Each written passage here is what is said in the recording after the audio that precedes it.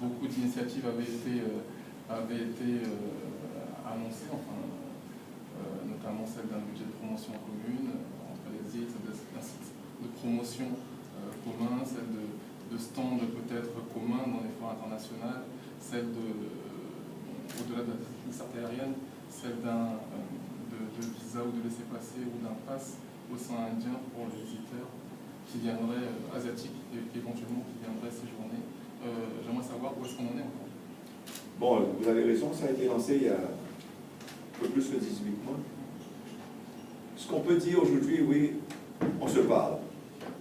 Mais un groupe deal avec les différents gouvernements, on réalise que ce n'est pas aussi facile de prendre des décisions qui bougent tout le monde à la même vitesse surtout.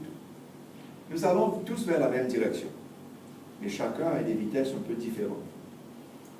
Ce que, avec le ministre mauricien et avec le président de la Réunion, le président de la région, M. Robert, nous regardons maintenant que les trois îles qui sont un peu plus à l'avant dans ce domaine du tourisme, les Seychelles, l'île Maurice et la Réunion, que nous faisons un départ un peu plus vite et essayer d'amener les autres avec nous au fur et à mesure.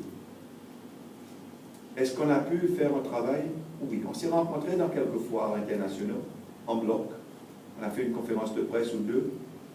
On a fait un breakfast ou deux avec les Théo. Est-ce qu'on a pu vraiment mettre ça sur table et dire, voilà, on est consolidé jusqu'à maintenant? Non dans le grand format. Mais un peu plus concrètement, oui. Je peux vous dire que Madagascar et la Réunion étaient, disons, quand on a appelé le carnaval un peu des îles Bani, il y a eu un petit char avec Mamie Clown de l'île Maurice, mais il y a eu quand même Madagascar avec une grande délégation et la Réunion avec la plus grande délégation possible, avec 120 personnes qui étaient au carnaval. Bon, il y a un esprit de travailler ensemble, et ça prend du temps. La COI est en place pendant des années et réalise comment est-ce que c'est difficile à quelquefois prendre des décisions qui ramènent tous ces îles ensemble et de bouger dans une même direction. Le tourisme, au moins tout le monde est d'accord qu'il faut aller à l'avant. Ça, c'est déjà un succès. Mais maintenant, de trouver cet esprit. Là, il y aura une manifestation à Madagascar sous peu. Et je sais que Mme Banco a confirmé sa présence avec Madagascar hier, son bureau sera présent dans une manifestation touristique. Nous jouons le jeu, parce qu'on croit dans l'esprit de travailler ensemble.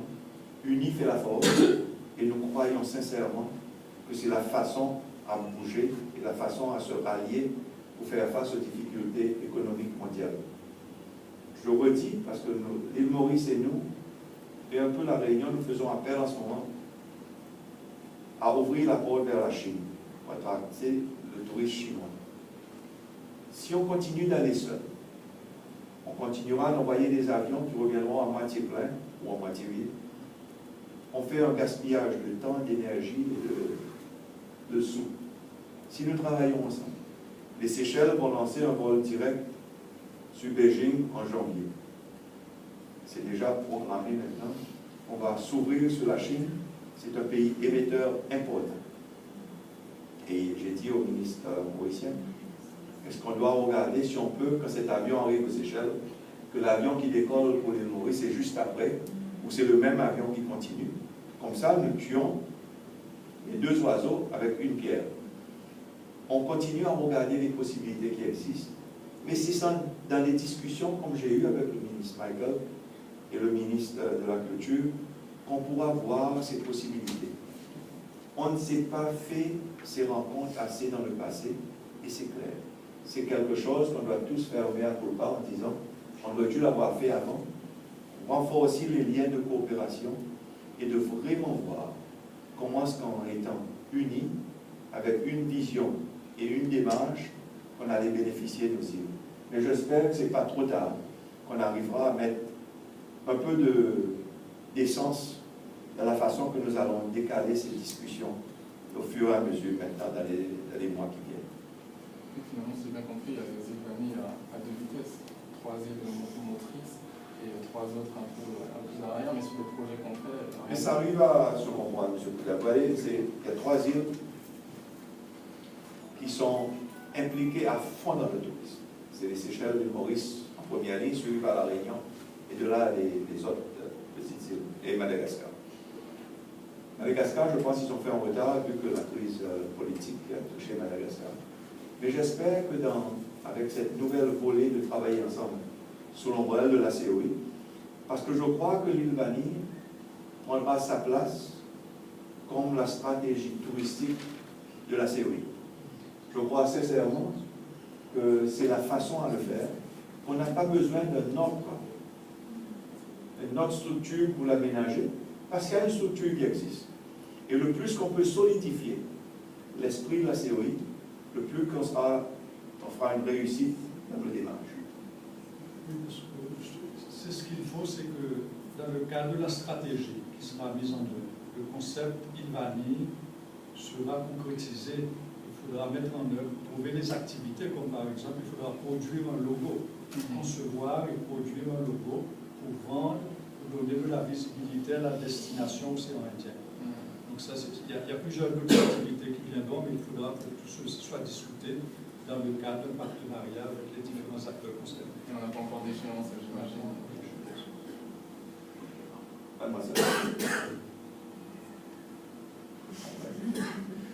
Daniel. On revenait au Retossa. La COI, déjà, les éloignés avec plusieurs îles, on a du mal. Donc on va. Hier, le ministre angolais a parlé des différences de degré de développement. Comment a été l'accord au Retossa entre les ministres et le ministre présent, les assistants? Quels ont été les outcomes comme ci qui vont pouvoir faire avancer? En fait, tu peux réaliser si entre quelques îles de l'océan Indien, on a déjà 2 volets de vitesse. Qu'est-ce que ça donne avec autant de pays dans un bloc africain plus large? Parmi les 9 ministres qui étaient là hier, déjà on a vu que chacun a pousse des intérêts qui sont un peu différents. Ça a été dur au milieu de la journée, des discussions. Et là, tout au moins, on a pris une décision vers la fin de la journée qu'on allait regarder le bloc Retossa et de regarder le but de Retossa et où on veut que Retossa va à l'avant, comment est-ce qu'il ira à l'avant. Il y a un côté de budget, il y a un côté d'un gros budget qui fait que le bloc Retossa doit vendre ces pays du sud de l'Afrique. Hier, finalement, et c'est difficile de naviguer entre des blocs. Et les petites îles comme les Maurice et nous-mêmes, les Seychelles, on se voyait un peu pris parmi des gros blocs qui poussaient un agenda assez clair à l'avant. Mais à la fin de la journée, tout le monde était d'accord.